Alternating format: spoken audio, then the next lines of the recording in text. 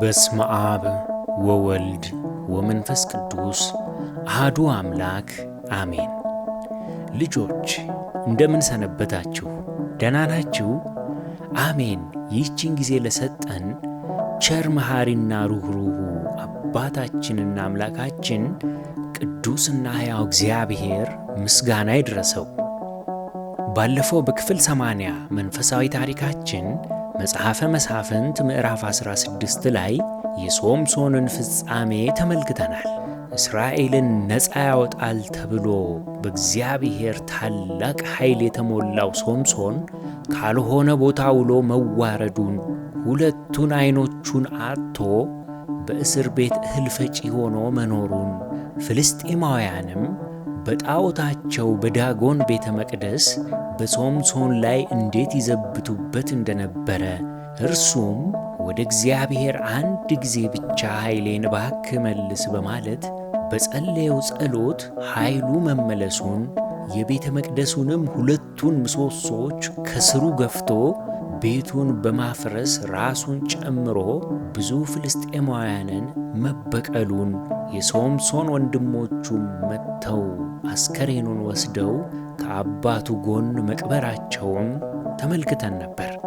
በዛሬው መርሃ ግብራችን ደግሞ ቀጣዩን የመጽሐፍ ቅዱስ ክፍል የምናቀርብላችሁ ይሆናል።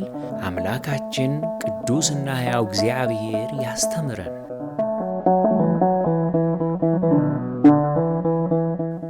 በስመ አብ ወወልድ ወመንፈስ ቅዱስ አሐዱ አምላክ አሜን። የሩትና የኑኃሚን ቃል ኪዳን። መጽሐፈ ሩት ምዕራፍ 1። እንዲህም ሆነ በእስራኤል መሳፍንት ይፈርዱ በነበረ ጊዜ በአገሩ ላይ ራብ ሆነ። አንድ ሰውም ከሚስቱና ከሁለቱ ልጆቹ ጋር በሞዓብ ምድር ሊቀመጥ ከቤተልሔም ይሁዳ ተነስቶ ሄደ። የሰውየውም ስም አቤሜሌክ፣ የሚስቱም ስም ኑኃሚን፣ የሁለቱ ልጆቹም ስም መሐሎንና ኬሌዮን ይባል ነበር። የቤተልሔም ይሁዳ የኤፍራታ ሰዎችም ነበሩ። ወደ ሞዓብ ምድር መጡ፣ በዚያም ተቀመጡ።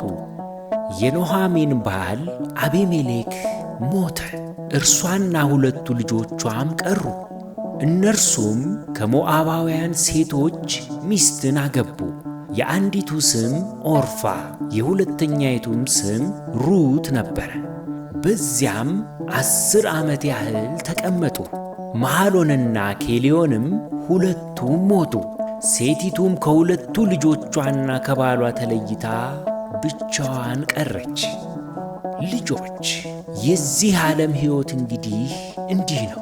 በውጣ ውረድ፣ በማግኘትና በማጣት፣ በሙላት ወጥቶ በጉድለት መመለስ። ኑኃሚን 4 ሆና ወጣች፣ ብቻዋን ቀረች።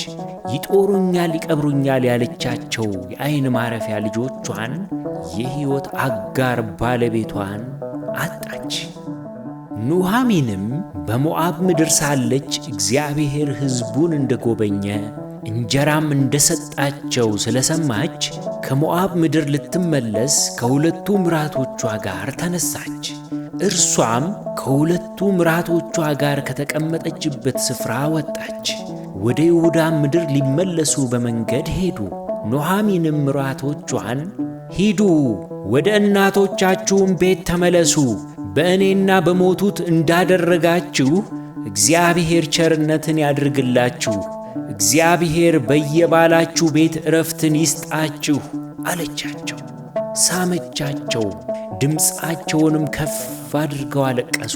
እነርሱም ከአንቺ ጋር ወደ ሕዝብሽ እንመለሳለን አሏት። ኑኃሚንም አለች፣ ልጆቼ ሆይ ተመለሱ፣ ለምን ከእኔ ጋር ትሄዳላችሁ? ባሎቻችሁ የሚሆኑ ልጆች በሆዴ አሉኝን?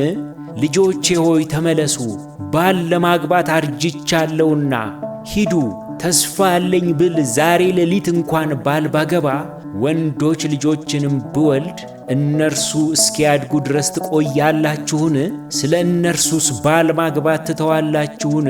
ልጆቼ ሆይ እንዲህ አይደለም፣ የእግዚአብሔር እጅ በእኔ ላይ ወጥቶአልና ከእናንተ የተነሣ እጅግ ተመርሬአለሁ አለቻቸው። ከዚህም በኋላ ድምፃቸውን ከፍ አድርገው እንደገና አለቀሱ።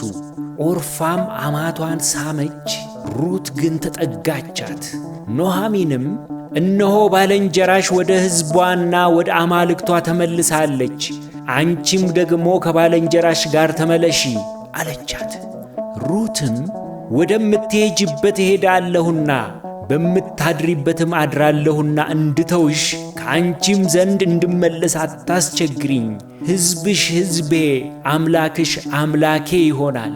በምትሞችበት ስፍራ በዚያ እሞታለሁ፣ በዚያም እቀበራለሁ። ከሞት በቀር አንቺንና እኔን አንዳች ቢለየን እግዚአብሔር ይህንን ያድርግብኝ እንዲሁም ይጨምርብኝ አለቻት። አቤት የሩት እምነት! ሩት እጅግ የምትደንቅ ታላቅ ቆራጥና ታማኝ ሴት ናት። ምንም ባትወልደኝ እናቴ ናት። እናቴ ብትሆን በስተርጅናዋ እንዲህ ሆና ሳለ ብቻዋን ትቻት ትሄዳለውን?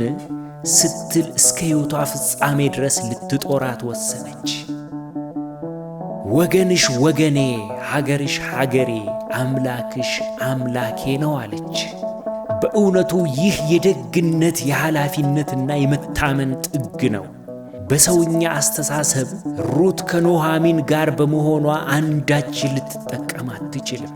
ይልቁንስ እጅግ ውብ ሴት በመሆኗ እንደ ጓደኛዋ ኦርፋ ከወገኖቿ አንዱን አግብታ በምድሯ መኖር ስትችል፣ የእርሷ ምርጫ ግን ከጊዜያዊ ጥቅም ይልቅ ለምስኪኗ መበለት ለኑኃሚን ቸርነትን ማድረግን መረጠች። መንፈሳዊ ሕይወት ሁል ጊዜ በምርጫ የተሞላ ነው። ጠቢባን በእምነት ስለ እውነተኛ ፍቅር ሲሉ በእጃቸው ያለውን ዕድል አሳልፈው ይሰጣሉ። ለጊዜውም ሊጎዱና ሊያጡ ይችላሉ። ነገር ግን ለታላቅ በረከት በራቸውን ወለል አድርገው ይከፍታሉ። ልጆች፣ አንዳንድ ጊዜ ስለ ባልንጀሮቻችን ፍቅር ስንል የሚጠቅሙንን የምንፈልጋቸውን ነገሮች አሳልፎ መስጠት ያልጠበቅነውን በረከት ያመጣል። የልባችንን ቅንነት የሚመለከተው እግዚአብሔር ለዚህ ቅን ተግባር ዋጋ ሳይሰጠውም አይቀርም። ከዚህም በኋላ ኑኃሚንም ከእርሷ ጋር ለመሄድ እንደቆረጠች ባየች ጊዜ እርሷን ከመናገር ዝም አለች። ሁለቱም እስከ ቤተልሔም ድረስ ሄዱ። ወደ ቤተልሔምም በደረሱ ጊዜ የከተማይቱ ሰዎች ሁሉ ስለ እነርሱ ይህች ኑኃሚን ናትን እያሉ ተንጫጩ። እርሷም ሁሉን የሚችል አምላክ አስመርሮኛልና ማራ በሉኝ እንጂ ኑኃሚን አትበሉኝ። ማራ ማለት ኑሮዋ የመረረባት ሴት፣ በጣም ያዘነችና የተጎዳች ማለት ነው። ኑኃሚንም ቀጥላ በሙላት ወጣሁ፣ እግዚአብሔርም ወደ ቤቴ ባዶዬን መለሰኝ። እግዚአብሔር አዋርዶኛልና ሁሉን የሚችል አምላክ አስጨንቆኛልና ኑኃሚን ለምን ትሉኛላችሁ አለቻቸው። ኑኃሚንም ከእርሷ ጋር ከሞዓብ ምድር የተመለሰችው ሞዓባዊቱ ምራቷ ሩት ጋር ተመለሱ። የገብስ መኸርም በተጀመረ ጊዜ ወደ ቤተልሔም መጡ።